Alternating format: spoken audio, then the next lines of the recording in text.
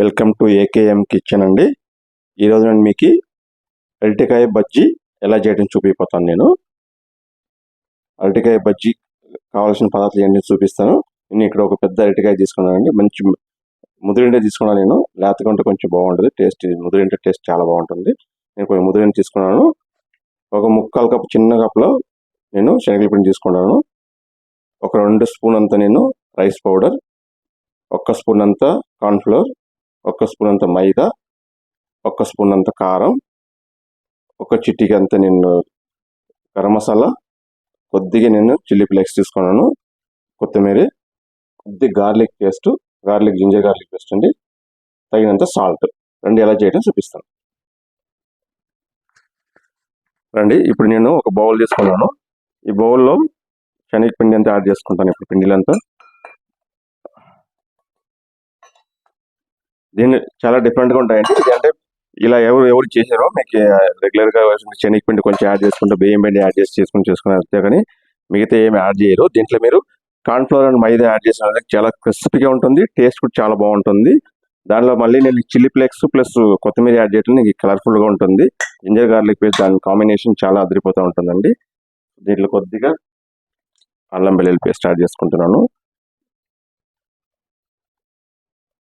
ఈ కాంబినేషన్ అయితే చాలా బాగుంటుంది. రెగ్యులర్ చేసే కంటే ఇది డిఫరెంట్గా ఉంటుంది.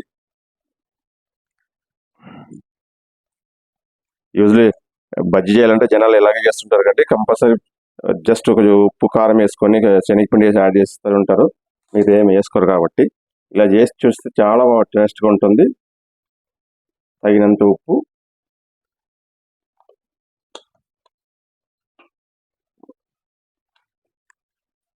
దీనిలో కొద్దిగా కలిపేటప్పుడు 1 స్పూన్ ఆయిల్ వేసుకోవాలండి. ఒక ఆయిల్ వేసుకుంటే మీకు చాలా చాలా టేస్ట్గా వస్తుంది.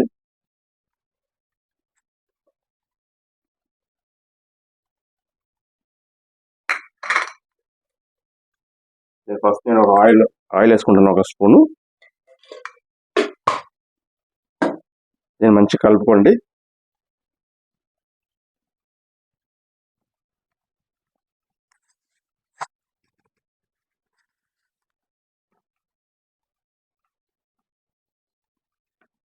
ఇలా కొద్దిగా కలిపిన తర్వాత వాటర్ యాడ్ చేసుకోండి కొద్దిగా.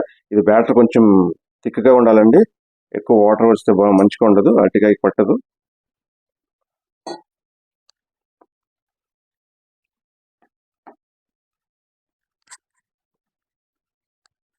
బ్యాటర్ రెడీ అయిపోయిందండి. చూడండి, ఈ థిక్నెస్, ఈ కన్సిస్టెన్సీ ఇలా ఉండాలండి. పిండి కొంచెం థిక్గా ఉండాలి దీనికి. సో ఇప్పుడు నేను బ్యాటర్ పక్కకు పెట్టుకుని అరటికాయ కట్ చేసుకున్నాను అండి. దీని పొట్టు అన్ని తీసేసాను నేను. దీన్ని మీడియం కాదు, మీకు ఎక్కువ సన్నగా కాకుండా ఎక్కువ లావు కాకుండా కట్ చేసుకోవాలి.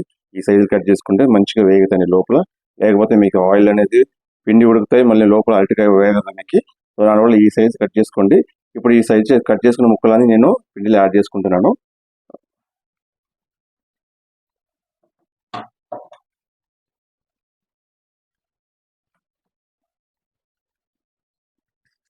పిండిలో యాడ్ చేసుకుంటున్నాను.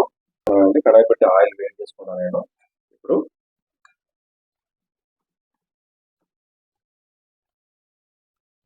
సో ఆయిల్ వేడైందని ఇప్పుడు నేను ఒక్కొక్క ముక్క దీంట్లో ఇప్పుడు ఆయిల్ డిప్ చేసుకుంటున్నాను.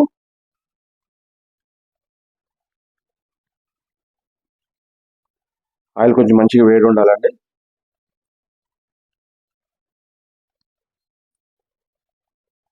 ప్లస్ ఆయిల్ కడాయిలో కూడా ఆయిల్ మీకు కొంచెం ఎక్కువ ఉండాలి, అప్పుడే మీకు మంచిగా ఉంటుంది. సో ఇలా చేసుకోవాలండి. ఇలా చేసుకుని మీకు అన్ని చేసుకున్న తర్వాత మీకు చూపిస్తాను నేను. సో వేడి క్రిస్పీ అరటికాయ బజ్జీ రెడీ అయిపోయిందండి.